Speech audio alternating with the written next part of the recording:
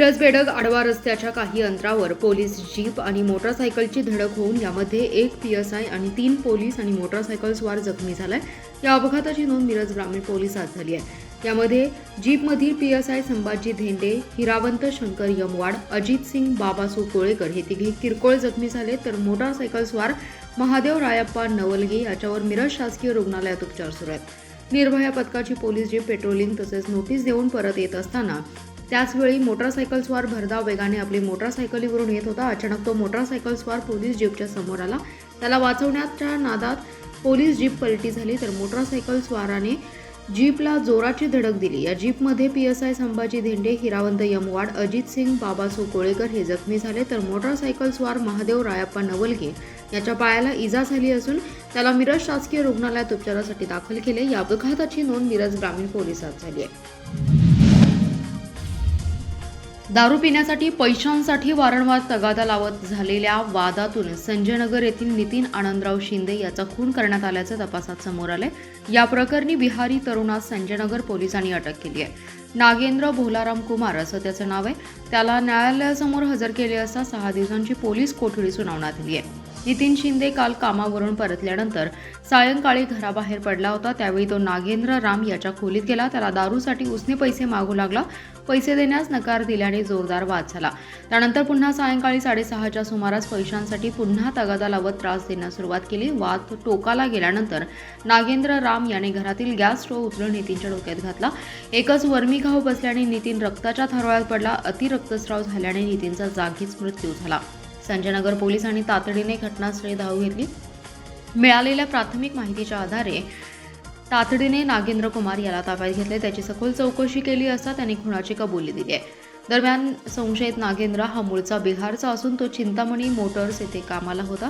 मृत नितीन आणि त्याची ओळख होती। नितीन हा वारंवार त्याच्याकडे पैशांसाठी तगादा लावत होता।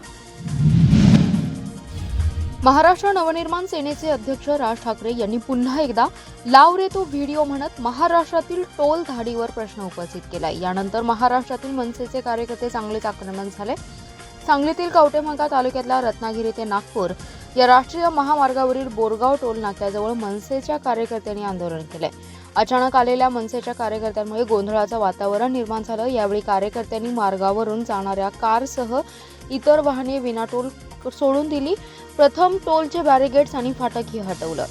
मनसे कार्यकर्त्यांनी थेट 4 चाकी वाहन विनाटोल सोडून दिली। यावेळी संतप्त मनसे कार्यकर्ते आणि पोलीस आणि टोल कर्मचाऱ्यांमध्ये वादावादीचा प्रकार देखील घडला। मात्र मनसेच्या आक्रमक कार्यकर्त्यांनी या ठिकाणी सुमारे तासभर या टोल नाक्यावरून फ्रीमध्ये मनसे स्टाईलमध्ये 4 चाकी वाहने सोडली। टोल नाक्यावर असणाऱ्या दर फलकाला मनसेच्या कार्यकर्त्यांकडून काळे फासण्यात आलं। घटनेची माहिती मिळताच कवटेमहांकाळ पोलीस दाखल झाले। त्यांनी या आंदोलनकर्त्या मनसेच्या कार्यकर्त्यांना बाजूला करत वाहतूक पूर्ववत केली। अचानक घडलेल्या या प्रकारामुळे काही काळ गोंधळाचं वातावरण निर्माण झालं। महापालिकेच्या वतीने सांगली, मिरज आणि कुपवाड शहरासह आसपासच्या ग्रामीण भागात इलेक्ट्रिक बसेस सुरू करण्यात येणार आहेत। महापालिकेच्या प्रशासनाच्या या निर्णयामुळे शहरातील रिक्षा चालकांवर उपासमारीची वेळ येणार आहे। त्यामुळे शासनाने सदरच्या रिक्षा जमा करून घ्याव्यात आणि शासकीय नोकरी द्यावी यासह अन्य मागण्यांसाठी ऑटो रिक्षा संयुक्त महासंघाच्या वतीने महापालिकेच्या मुख्यालयासमोर निदर्शने करण्यात आली। जर महापालिका प्रशासनाने निर्णय मागे घेतला नाही तर टप्प्याटप्प्याने तीव्र आंदोलन करण्याचा इशारा यावेळी देण्यात आला आहे। शहरात जर का ई बस रस्त्यावर धावणार असेल तर आज परवाना घेऊन विविध बँकांचे कर्ज घेऊन जिल्ह्यातील हजारो बेरोजगार तरुण व्यवसाय करू लागलेत। ई बसेस महापालिकेच्या प्रत्येक प्रभागामध्ये फिरणार असेल तर हजारो रिक्षा चालकांच्या रिक्षांची चाके जागीच थांबणार असून त्यांची रोजंदारी आणि आर्थिक उलाढाल थांबणार आहे। परिणामी त्या हजारो रिक्षा चालकांवर अवलंबून असणाऱ्या त्यांच्या कुटुंबातील सदस्य, त्यांच्या मुलांचं भवितव्य प्रकाशमय होण्याऐवजी अंधकारमय होईल। त्यामुळे रिक्षा या परवानासहित शासनाने जमा करून घेऊन रिक्षा चालकास उदरनिर्वाह चालवण्यासाठी शासनाने प्रत्येक रिक्षा चालकास नोकऱ्या द्याव्यात, अन्यथा सर्व रिक्षा चालक मिळून महापालिकेसमोर टप्प्याटप्प्याने तीव्र आंदोलन छेडण्यात येईल असा इशारा यावेळी देण्यात आलाय। महाराष्ट्रात शिव्यांना अनेक वर्षांचा इतिहास आहे। मात्र सध्याची तरुण आई असेल किंवा कोणताही व्यक्ती किरकोळ कारणातून कोणालाही आईवरून शिवी देताना सहज आपल्या निदर्शनास येईल। सहज बोलताना शिवी, भांडणात शिवी, मैत्रीत शिवी. ज्या आईनं 9 महिने पोटात वाढवलं, लहानाचं मोठं केलं, तिच्या नावानं शिवी. आता बस करूया, कट्टा शिवीमुक्त करूया, असं वेगळं आवाहन सांगलीतील मशिदे नमराहने केलंय. त्याबाबत जाहीर फलक शहरात लावण्यात आलेत. हा प्रयत्न सांगलीत लक्षवेधी ठरतोय. कमाई की बरकत कम करती है गाली, दुआओं में कबुलियत को रोकती है गाली. तो शिवीशिवाय पाणी पीत नाही, आमच्याकडे शिवी म्हणजे प्रेम. असली फालतू फुशारकी मारणारे गल्लोगल्ली भेटतात. मैत्री किती घट्ट आहे हे दाखवायला बेछूट शिव्या देत असतात. त्यात आईवरून शिव्यांची यादी मोठीच. या प्रकाराने अस्वस्थ होऊन मशिदे नमराहने एक छोटासा प्रयत्न केलाय. त्याला शिवीमुक्त कट्टा असं नाव दिलंय. नेकी की राह पर एक कदम असं आवाहन त्यांनी केलंय. या फलकावर आईचे महात्मा सांगणाऱ्या ओळी लिहिल्या आहेत. प्रचंड वेदना सहन करून आई बाळाला जन्म देते. खूप कष्टाने डोळ्यात तेल घालून त्याला सांभाळते, मोठं करते, स्वतः झिजते आणि बाळाला प्रेम देते. तिच्याबद्दल आदर हवाच. तिचे नाव घेऊन शिवी का द्यावी? आता ठरवूया. आई बहिणीवरून शिवी द्यायची नाही. कुणी देत असेल तर त्याला शांतपणे समजून सांगायचं असं आवाहन करण्यात आलंय. या फलकाची आणि या वेगळ्या लक्षवेधी प्रयत्नाची सध्या सगळीकडेच चर्चा होऊ लागली. बुधगाव येथील घराच्या खरेदी आणि विक्रीचा नाहरकत दाखला देण्यासाठी तडजोडी अंती 30,000 लाच मागणारे ग्रामविकास अधिकारी उमेश नवाळे दोषी आढळल्याने त्याच्यावर निलंबनाची कारवाई मुख्य कार्यकारी अधिकारी तृप्ती धोडमिसे यांनी केली आहे. या प्रकरणी नवाळे याची विभागीय चौकशी करण्यात येणार आहे. नांद्रे येथे उमेश नवाळे ग्रामविकास अधिकारी म्हणून काम करतो. त्याच्याकडे यापूर्वी बुधगाव ग्रामपंचायतीचा अतिरिक्त कार्यभार होता. तक्रारदार यांच्या घराचे मूल्यांकन करून खरेदी विक्रीचा नाहरकत दाखला देण्यासाठी ग्रामविकास अधिकारी नवाळे यांनी तक्रारदाराकडे 40,000च्या लाचेची मागणी केली होती. याबाबत तक्रारदाराने 28 ऑगस्ट 2023ला सांगलीतील लाचलुचपत विभागाकडे तक्रार केली होती. त्यांच्या तक्रारीनुसार लाचलुचपत विभागाने पडताळणी केली असता नवाळे यांनी घराचे मूल्यांकन करून खरेदी विक्रीचा नाहरकत दाखला देण्यासाठी 40,000 रुपये लाचेची मागणी करून तडजोडी अंती 30,000 रुपयांची लाचेची मागणी केल्याचं निष्पन्न झालं होतं. त्यानंतर नवाळे याच्या विरोधात कुपवाड औद्योगिक पोलीस ठाण्यात भ्रष्टाचार प्रतिबंध अधिनियम अन्वये गुन्हा दाखल करण्यात आला होता.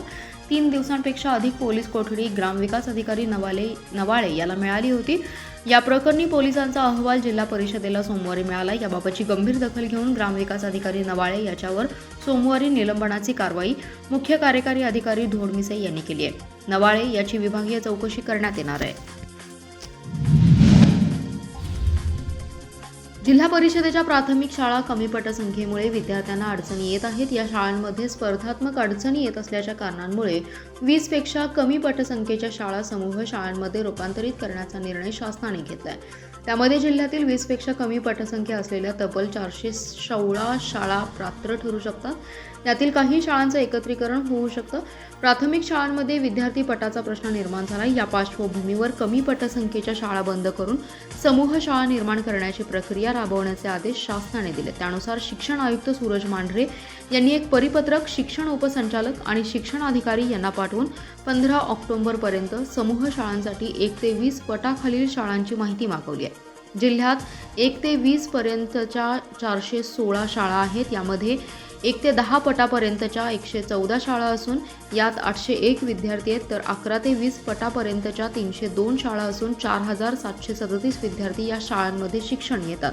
1 ते 20 पटापर्यंतच्या सर्वाधिक 109 शाळा जत तालुक्यात आहेत. त्या खालोखाल आटपाडी तालुक्यात 69 आणि शिराळा तालुक्यात 61 शाळा आहेत. शासनाच्या नियमाप्रमाणे या शाळांचं पटसंख्येच्या दृष्टीने एकत्रीकरण करायचे झाल्यास अनेक विद्यार्थी शाळेपासून वंचित राहण्याचा धोका आहे. तासगावमधील महाविद्यालयीन विद्यार्थिनीस आत्महत्येचा प्रयत्न करण्यास प्रवृत्त करणाऱ्या शिक्षिकेवर कडक कारवाई करण्यात यावी. त्याचबरोबर तिला तातडीने अटक करावी अशी मागणी मिरज महाविद्यालयाच्या माजी विद्यार्थी संघटनेकडून पालकमंत्री सुरेश खाडे यांच्याकडे करण्यात आली आहे. या प्रकरणी सखोल चौकशी करून कारवाई करण्याचं आश्वासन यावेळी खाडेंनी शिष्टमंडळाला दिलं. शिक्षिकेवर अटकेची कारवाई करण्याबाबत मिरज महाविद्यालय माजी विद्यार्थी संघटनेकडून आज पालकमंत्र्यांना निवेदन देण्यात आले. यावेळी माजी महापौर विवेक कांबळे, सुशांत खाडे, संघटनेचे संस्थापक अध्यक्ष रवींद्र कांबळे, कार्याध्यक्ष राकेश कोळेकर यांच्यासह पदाधिकारी उपस्थित होते. तासगाव येथील डॉक्टर पद्मभूषण वसंतदादा पाटील महाविद्यालयातील प्राध्यापिका SD पाटील यांनी एका विद्यार्थिनीला अपशब्द बोलून अपमानित केलं, तसेच मुस्काडीत मारीन अशा मारण्याची धमकी दिली. त्यामुळे मानहानी सहन न झाल्यामुळे विद्यार्थिनीने महाविद्यालयाच्या पहिल्या मजल्यावरून खाली उडी मारली. विद्यार्थिनीच्या पायाला गंभीर दुखापत झाली असून मिरजेतील खासगी रुग्णालयात तिच्यावर उपचार सुरू आहेत. या प्रकरणी शिक्षिकेविरोधात तासगाव पोलिसात गुन्हा दाखल झालाय. मात्र अद्याप शिक्षिकेवर अटकेची कारवाई झाली नाही.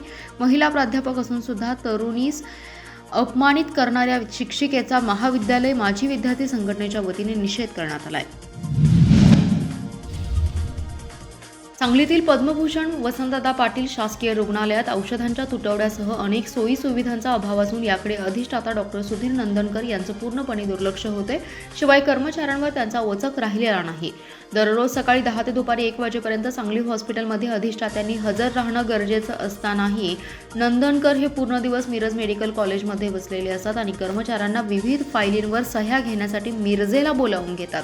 तरीही दिवसभर कागदपत्रांवर सह्या होत नसल्याने कर्मचाऱ्याला दिवसभर सदर हॉस्पिटलमध्ये ताटकळत वाट बघत बसावं लागतं. त्यामुळे अशा अकार्यक्षम अधिष्ठात्यांना बदलून त्या ठिकाणी कार्यक्षम अधिष्ठात्यांची नियुक्ती करण्यात यावी अशी मागणी वैद्यकीय शिक्षण मंत्री हसन मुश्रीफ यांच्याकडे करणार असल्याची माहिती मनोज भिसे यांनी दिली आहे. दरम्यान औषधांचा तुटवडा, सोयी सुविधांचा अभाव, रुग्णालयातील CCTV कॅमेरे नादुरुस्त असून या सर्वांकडे अधिष्ठाता डॉक्टर नंदनकर यांचं दुर्लक्ष होत असल्याने डीन हटाओ सिव्हिल बचाव ही मोहीम हाती घेणार असल्याचंही मनोज भिसे यांनी म्हटलंय.